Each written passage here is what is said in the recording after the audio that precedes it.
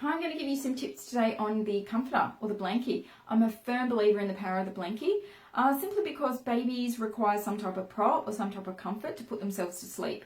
And just like we do, we rely on our pillow, and babies are pretty much the same. They rely on something to help them go to sleep. And in some cases it can be mum, it can be dad, it can be the breast, it can be the bottle, but in other cases it could be the comforter.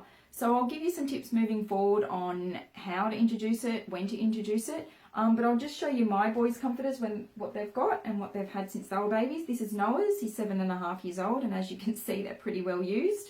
And this is Cruise's. It's not much of anything, and it certainly didn't look like this 6.5 years ago, but he really loves it and he's attached to it. So look, the best age to introduce it is probably anywhere between 4 and 5 months old. Once Bub's a little bit more active, they're out of their swaddle.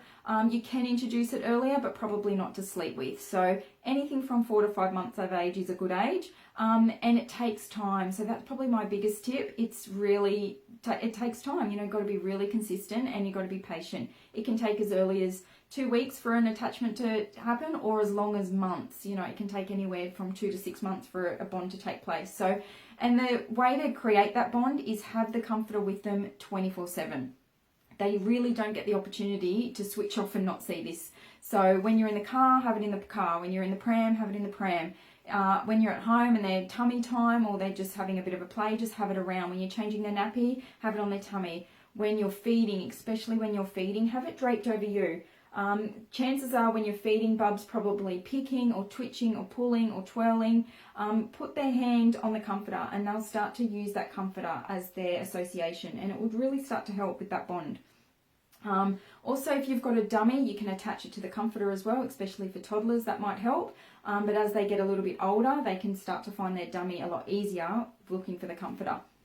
My other big tips as well is buy two. Now, as you can see with Noah's, it's been really well used. So it used to look like this, but I've had to patch it up. So buy two. If you have to go to daycare, or you drop off at Nan and Pop's, or you going to the shops, or you ever, God forbid, lost one, you've always got that backup at home.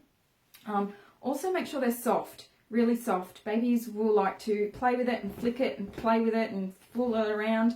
And if it's got something in it that's heavy, or if it's got a teething ring on it, it can become quite dangerous. It's like a weapon. So just be mindful of what you buy. It doesn't have any attachments to it, and it's really soft and small-ish. So this is probably a good size. If you do have a wrap or a blanket or something that you had when Bub was a newborn that they actually quite like and they're attached to, you could use that. You could either tie it in a knot, or you could cut it up into pieces so it's similar to that size. That will probably, that's a really good size.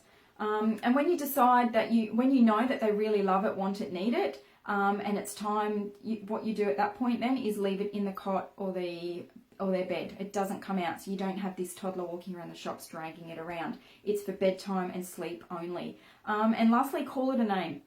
My boys call theirs Snuggie, but you can call it anything you want.